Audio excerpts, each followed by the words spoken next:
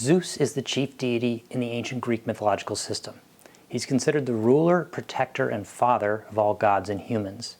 And he's also the divinity of the weather and the bright sky. His symbols or attributes are the lightning bolt and the eagle, and he's usually depicted as an older man with a beard, unlike, for example, the god Apollo, who's always a beardless young man. Of all the Greek gods, Zeus is the only one whose name is entirely transparent etymologically. It's derived from the Indo-European dieu, to gleam. The same name appears in Sanskrit in the name of the Rigvedic sky god Deus Pitar, and in the Latin Dies Pater or Jupiter. The root is also found in the Latin deus for god, dies day, and in the Greek eudia, fair weather. Zeus is therefore the Sky Father, the divinity identified with the bright sky of day. As Diwo, which is Dios, god in classical Greek, or Diwe, the name of Zeus is found in the Linear B text from Knossos, Pylos, and Hanya. This is the period from 1450 to 1200 BCE, the Late Bronze Age. And thus, already in Mycenaean times, Zeus was one of the most important gods, perhaps even the most important. As his name implies, he is connected to the bright, shining sky in this pre-Greek Mycenaean era. Now this is slightly incongruous because Zeus's primary function in Greek mythology, and also the religion of the ancient Greeks, archaic and classical periods, was as a weather god, not as the god of the broad, clear sky. Fundamentally, Zeus's power is manifested in lightning, thunder, rain, snow, and he is worshipped on mountain peaks. For example, here's one description of his place in the pantheon of ancient Greek religion. In the northern part of Greece, there was a very high mountain called Mount Olympus. It was so high that during almost all the year, its top was covered with snow, and often it was wrapped in clouds. Its sides were very steep, and covered with thick forests of oak and beech trees. The Greeks thought that the palaces of their gods were above the top of this mountain, far out of the reach of men, and hidden from their sight by the clouds. Here they thought that the gods met together in a grand hall, and held great feasts at which they talked over the affairs of the whole world. Zeus, who ruled over the land and the air, was the king of the gods, and was the greatest and strongest among them. The strength of all the other gods put together could not overcome him. It was he who caused the clouds to form, and who sent the rain to refresh the thirsty earth. His great weapon was the thunderbolt which he carried in his right hand. But the thunderbolt was seldom used, for the frown and angry nod of Zeus were enough to shake the palaces of the gods themselves. Interestingly, the Sky Father, as Zeus undoubtedly is the highest god only for the Greeks and the Romans, and he embodies this role primarily as a rain and storm god, not as the god of the bright blue sky. Zeus is actually much more of a weather god than his etymology would suggest, and this connects him with the famous weather gods of Asia Minor with whom he is later equated, such as the Babylonian Marduk. Usually, for a practically minded man in Greece, or really anywhere, the day sky is not of any real interest on a day-to-day basis, and this is kind of what we would expect. We can imagine that lightning and thunder would be much more interesting and relevant than simply the blue sky overhead every day. And indeed, in the Rigvedic tradition, for instance, Deus is significantly overshadowed by more active gods like Indra. Now it's possible that with the rise of anthropomorphism in ancient Greek religion, that is, the assumed gradual development of the Olympian gods from interpersonal forces, Zeus as the Sky Father was obscured and overlaid with the far more potent Zeus as the weather god. Now despite this, there's some evidence that Zeus was actually identified with a clear blue sky by the Greeks, separate from storm clouds and lightning bolts. First of all, in Hesiod's Theogony, when the genealogy of gods is discussed, Zeus is described as the grandson of an older god Uranos, whose name means the starry midnight sky. Now perhaps this parentage has some significance in the original status of Zeus and his relationship with the sky in general. In historical times, we hear that the two kings of Sparta were priests of Zeus Keraunios, that is, Zeus of the sky. And of course, much later philosophical writers of Hellenistic and Byzantine times definitely associated and identified Zeus with the celestial body which occupied the most prominent location in the bright sky and in fact made it bright, and that's the sun. And all this evidence is actually pretty interesting. For example, Cornificius Longus, a grammarian of the Augustan age, says that when Homer spoke of Zeus visiting the Aethiopes or the Ethiopians, he really was talking about the movement of the sun in an allegorical manner. Much later, Julian the Apostate, the post-Constantinian emperor who was a Neoplatonist of the Syrian school, wrote an oration in praise of the sovereign sun for the Saturnalia festival of 361 AD. He says that Apollo himself declared that Zeus, Hades, Helios, and Serapis were all one, the same god. In around 400, Macrobius devoted an entire chapter of his Saturnalia saying that Zeus must be the sun.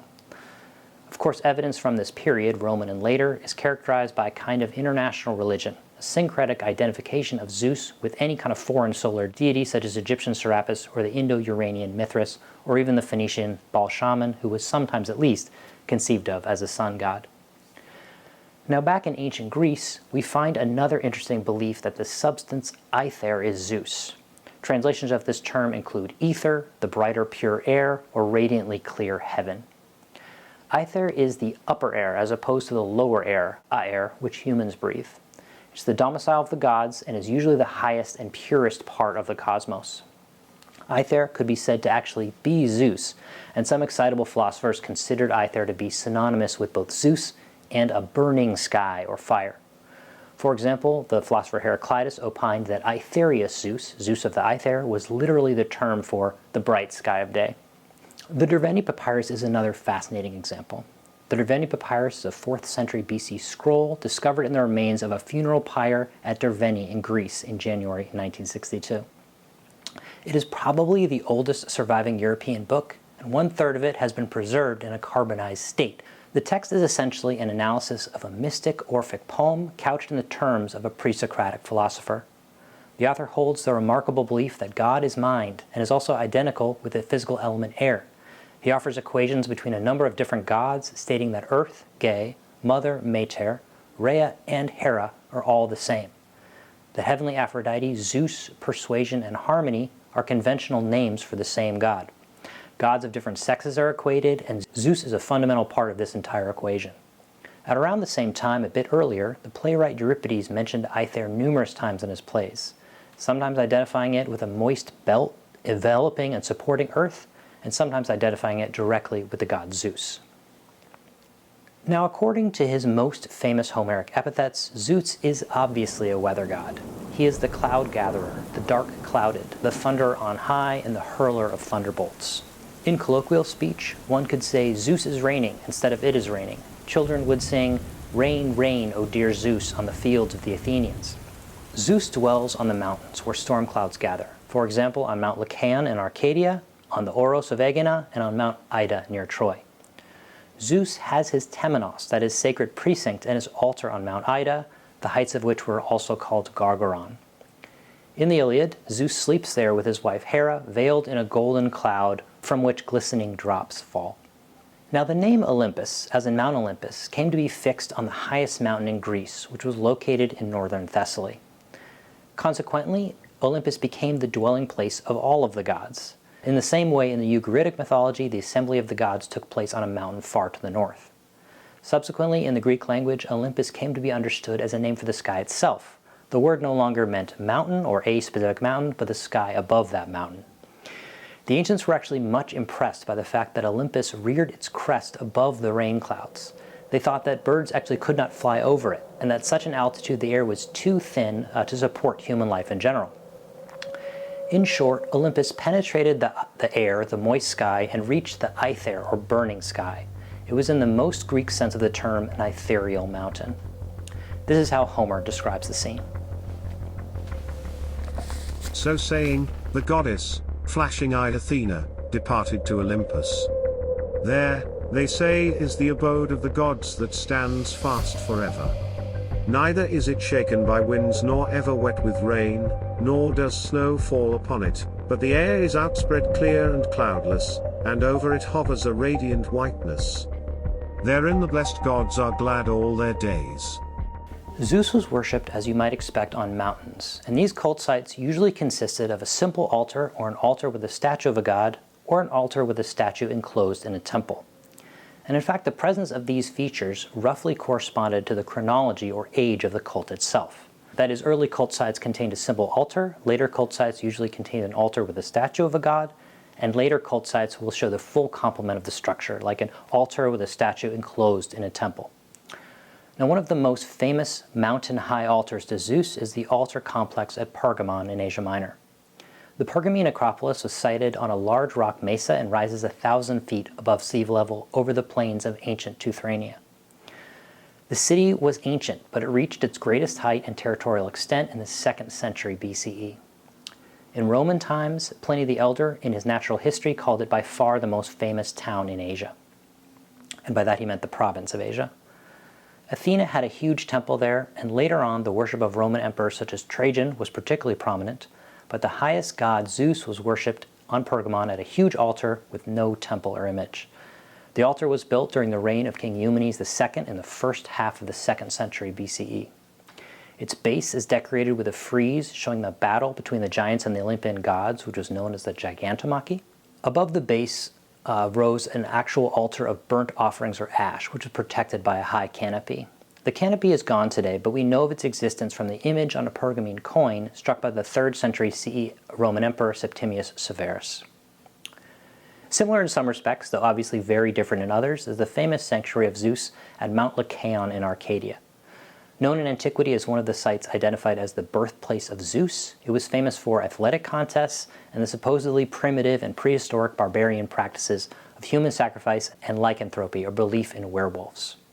Like at Pergamon, there was an ash altar or pile of ash dedications on the southern peak of Mount Lykaion, 4,500 feet above sea level. Dedications of animals and possibly humans were burned on this ash altar. Significant sources such as the philosopher Plato, Theophrastus, and the Roman-era travel writer Pausanias attest to the fact that it was believed human sacrifice was practiced here. From Plato, we hear that at the sanctuary of Lycaon Zeus in Arcadia, whoever tastes one bit of human entrails mixed up with other victims is inevitably transformed into a wolf. The dedication of an altar with neither temple nor statue of the god is often considered primitive and characterized as part of the so-called aniconic or non-representational stage of Greek religion. However, Aniconism was present at many sanctuaries in classical Greek culture right up to and including the Roman period.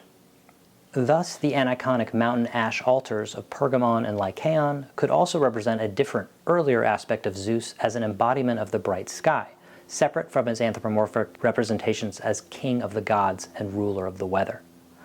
Some other interesting mountain altars dedicated to Zeus include Mount Keraunios, a mountain and cape forming the northwest tip of the island of Euboea.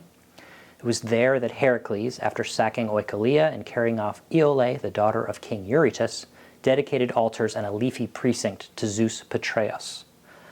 On Mount Helicon, near the spring Hippocrene, Zeus Heliconios had an altar around which the muses were believed to dance and sing the myths of the immortals. As we have already mentioned, on the peak of Mount Ida there was an altar and a precinct of Zeus, where it was reported that the Iliadic hero Hector went to sacrifice on behalf of his people, the Trojans. The direct epiphany of Zeus, of course, is lightning. Wherever it strikes, a sanctuary is set up to Zeus descending Katibates. The thunderbolt is the weapon of Zeus which he alone commands. It is irresistible. Even gods tremble before it, and enemies of the gods are utterly destroyed when it strikes. In the face of such a manifestation of divine energy, man is essentially powerless, terrified, and yet marveling at the strength of Zeus. In myth, it was as a thunderbolt that Zeus laid his fatal embrace on Semele and had to take over the gestation of the god Dionysus. Zeus was probably the only Greek god who could become an all-embracing god of the universe. For example, the Greek tragedians of the 5th century, like Euripides and Aeschylus, did not present him on stage. Apollo, Artemis, Aphrodite, Hera, and Dionysus all appear on stage. Aeschylus, probably the most pious of these tragedians, named Zeus alone, ruler of rulers, most blessed of blessed, most perfected, most perfect power, happy Zeus. We hear that Zeus is aither, Zeus is earth, Zeus is sky. Zeus is everything, and what is higher still than this? A line of Orpheus, the same sect that provided us with the ideas of the Derveni Papyrus, announced, Zeus is the beginning, Zeus is the middle, Zeus is all things done. This is the same philosophical speculation which emerged from the original conception of Zeus as the god of the bright sky and culminated in the pantheism of the Stoics in the Roman period, where Zeus is the world as a whole, and especially sort of an embodied thinking fire which pervaded everything, formed everything, and held everything within its limits. Thank you guys for watching very much. Don't forget to like and subscribe, and I'll see you next time.